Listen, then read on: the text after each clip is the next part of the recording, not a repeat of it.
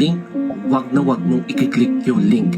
Dahil kapag na-click mo tapos napunta ka sa isang website na ipapa-fill up yung username and password mo, ibig sabihin binibigay mo yung username and password mo sa hacker, and then auto log off ka at mahahack ang inyong Facebook account. So, ano tong bagong scam na nare-receive natin sa Messenger? So, ayan yung, ikaw ba yung nasa video, tapos i-click mo yung link. So, ganyan yung itsura niya in all forms. Ayan.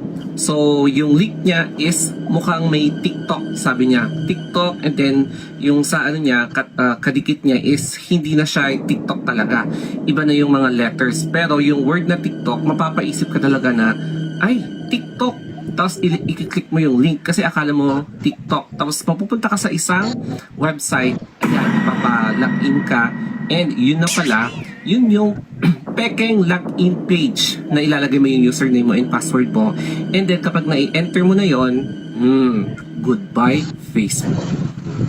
This is based on my true experience. Real story po ito.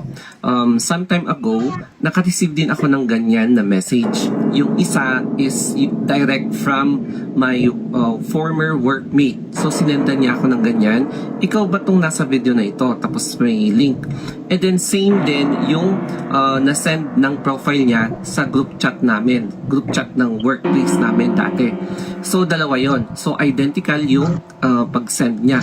Ibig sabihin, suspicious na yung pagka-send. Tapos, syempre nung una, chinek ko, and ako naman, TikTok kasi, hindi ko kinilatis ng mabuti na there's something suspicious. Ako naman si Gaga, clinic ko yung link. Clinic ko yung link, tapos, pinunta ako sa page na ito. So, di ba, nakalagin ako sa Facebook, pero ilalagin ko daw yung username and password ko. So, nagtaka ako. Doon na ako kinilabutan. Oh my God, baka parang scam to. So, hindi ko na in-enter yung username and password ko. In-ex ko na siya. So, in-ex ko, and napaisip ako, mukhang muntikan na ako doon So, buti na lang, nag-ano na yung instinct ko na muntikan na ma-take away ang aking Facebook na matagal ko nang pinaghirapan. Nakalink pa yung Facebook page ko. Nakalink pa yung kung ano-anong importanteng info yung nandun. So, grabe. Wag na wag kayong mag-click sa kahit na anong link na naisa-send sa inyo ng kahit ng sinong friend niyo sa Facebook. So, anong ginawa ko? Tinanong ko siya kung sinend ba niya ito. So, nag-reply naman siya. Sabi niya, hindi daw siya. So, sabi ko, mukhang na-infect yung profile mo. Baka meron ka ring na-click na link. Tapos, nilagyan yung profile mo ng worm. And then, nag-auto-send na yung profile niya sa lahat ng friends niya sa Facebook. So, ganun ang mangyayari kapag na-click mo yung link or na-enter mo na yung username and password mo. So, may i-insertan ka talaga ng virus, or hindi virus yan, worm, kasi automatic na mag-i-spread.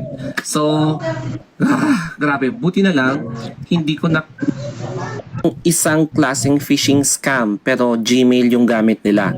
So, ganyan photo.zip, yan, peke. Please confirm your age.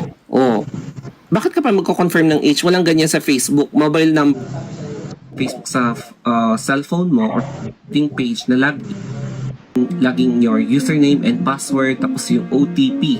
So, phishing scam yon sa doon sa email mo. So, ako, everyday ako nakaka-receive ng gano'n sa nagpapanggap na land bank, tapos Metrobank, Banco sa BDO, tapos sa Security Bank. Yon. So, similar din sa mga emails na ganon. And similar din sa mga tumatawag sa inyo na kunwari na nagpapanggap daw na bangko, and then